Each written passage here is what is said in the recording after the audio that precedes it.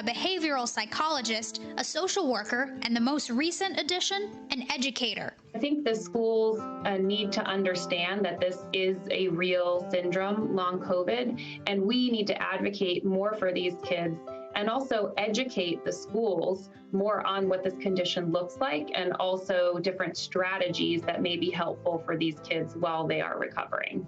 In July, the Department of Education released guidance and resources on when a child experiencing long COVID could be eligible for school accommodations, like extended time or modified instruction. The DOE told NBC News in a statement, any family that believes their child is not receiving adequate support from their child's school can contact local and state government civil rights agencies or can file a complaint with the department's Office for Civil Rights. As of October 7th, over 6 million children have tested positive for COVID-19 since the onset of the pandemic, according to the American Academy of Pediatrics. But there's little research on how COVID-19 might affect people and children in the long run. We don't know what's going to happen 3 years down the road, 5 years down the road, 6 months down the road at this point. Melissa is now an ambassador for Long COVID Kids, an advocacy and support group for families dealing with new COVID diagnoses and long COVID. I cry because I know what she was like before. The immediate goal is to get her out of this relapse that's been going on for almost a month. Long term, I want her back normal.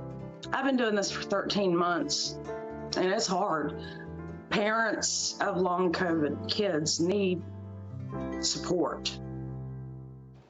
All right, our thanks to Isa Gutierrez for that report. And now it is time for one of our favorite segments, your weekly checkup. And NBC News senior medical correspondent Dr. John Torres joins us right here on set. It's always so great to see you, and actually now in person. It's been a little while. This is great to be here. Yeah, so good to have you, and you know we love this segment. So let's jump into it. This one is pretty important, impactful for parents. The University of Michigan poll reveals children are developing their social media habits at younger ages. How old are we talking? What do parents need to know? And we're talking 7 to 9-year-olds are already on social media, and I think most parents realize that. Yeah. But what the story is talking about is that they're on social media, and parents aren't necessarily doing the parental controls that are available to them. And as a matter of fact, half of children 10 to 12, a third of children 7 to 9 are already on social media. And like I said, I think most parents know that. But here's the deal: 1 in 5 parents actually had trouble getting parental controls, figuring out parental controls. And they also said, a lot of these parents said, you know, my children, I know they can identify adults, but half the parents said, I'm not sure they can identify adults. I'm not sure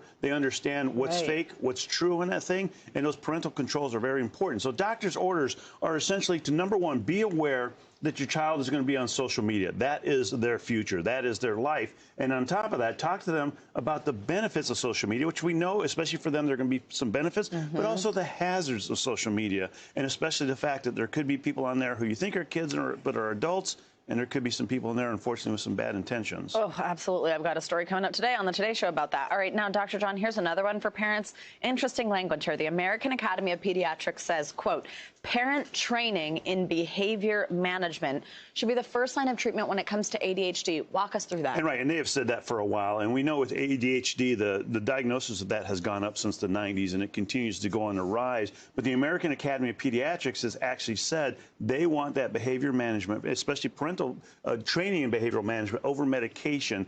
That behavior therapy, though, the rates are still low. As a matter of fact, in one study, they found out only 11% of people were actually getting that behavior training, and instead they were the kids were being put on medication. So doctors' orders are essentially, number one, and this is what I tell people all the time: if your child gets diagnosed or somebody says we think they have ADHD, double check that diagnosis. It could be something as simple as they're the youngest person in their class, and so the teacher might think they have ADHD, you know, that type of thing. So make sure that that diagnosis is a solid diagnosis. By getting a second one? By getting a second diagnosis, or just asking them for more testing. The doctor, whoever's doing that diagnosis, whoever's doing it. And then ask the doctor about medication-less training, things you can do. That behavior management training is extremely important. And it's important that parents understand, and parents themselves get trained in how to deal with a child who possibly has ADHD. That's the key. Absolutely. Really important advice, especially for a lot of parents who I'm sure don't want their kids on medicine that they don't necessarily need. All right. Finally, Dr. John, here's an interesting one. This is actually a study out of the UK, but it might have some takeaways for our veterans here in the U.S.